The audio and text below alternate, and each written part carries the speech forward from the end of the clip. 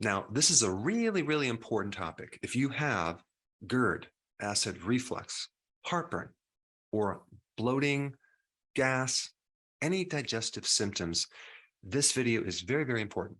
Now, one of the first things that people normally do when they have acid reflux is they go to the doctor and they get evaluated.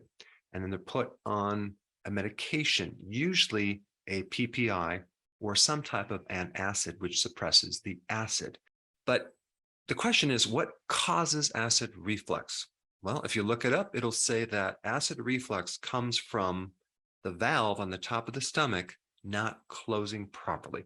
Well, for certain PPIs, long-term effects are really bad. Osteoporosis, increased risk of cancer, increased risk of gallstones, increased risk of SIBO, small intestinal bacterial overgrowth, increased risk of anemia, increased risk of allergies, and the list goes on and on. So why don't doctors recommend apple cider vinegar? Thousands of patients who had acid reflux who tried apple cider vinegar and got great results. So we're talking about this acid in apple cider vinegar. Okay, it's called acetic acid. In fact, these little bacteria, acetic acid bacteria, live on grapes. They live on different foods, especially when that grape becomes ripened. Okay, and then when they make wine, they're going to turn that grape sugar into alcohol. But during that fermentation process, they're going to remove oxygen. Now, there's some really, really important things to know about the stomach. So if you've checked out, check back in right now because this is very important. Number one, the normal pH of someone's stomach should be between 1 and 3. That is extremely acid. Okay, that's normal. So acid reflux, heartburn, and GERD are really not a situation where you have too much acid. You just have acid in the wrong place. A deeper problem is the pH in your stomach is not 1 to 3. It's higher. It's more alkaline. It's not as acid as it should be. And there's a sensing mechanism between the level of pH in the stomach and your valve on the top of the stomach. That valve closes tightly if the acid reaches a certain pH. You need it very, very acid in the stomach, and the valve will close. So the real underlying cause behind GERD, acid reflux, and usually bloating, okay, and heartburn is that your strength of the acid, the pH of the acid is not between 1 and 3.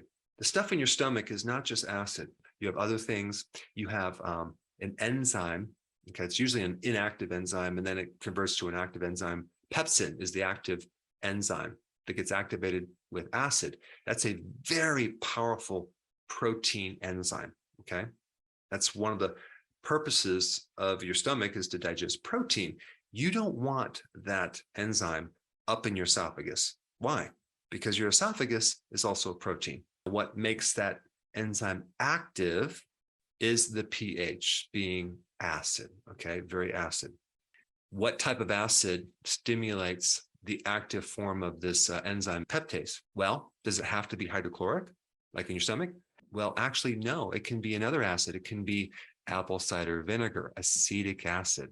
Having your stomach acid be between 1 and 3 also will help release bile, okay? Now, if you can't release bile from the liver and the gallbladder, what happens is that you tend to get gallstones. This is why one of the big side effects from antacids and PPIs is gallstones. Now, we have pepsin, which is activated by acid, but there's other enzymes too from your pancreas, enzymes that help you digest carbohydrates, to digest fats.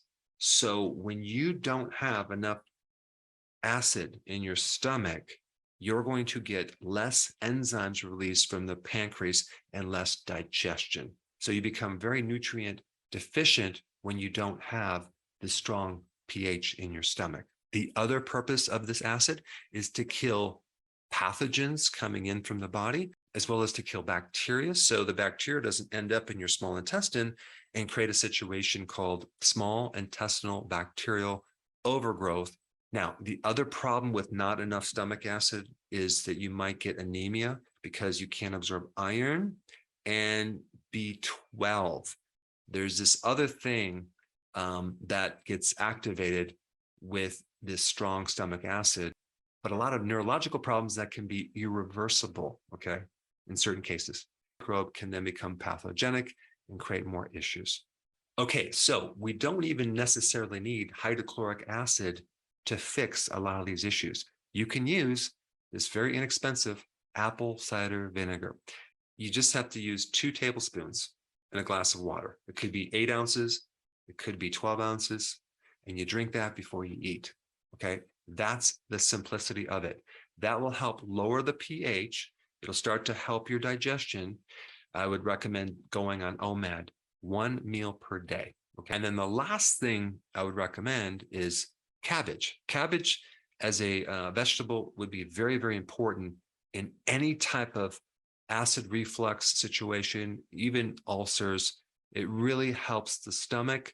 I'm not going to get into why, but you'll find that you can digest cabbage better than other greens, and it will help you. And of course, I would also recommend a certain eating plan if you have this problem. That would be called the healthy keto plan.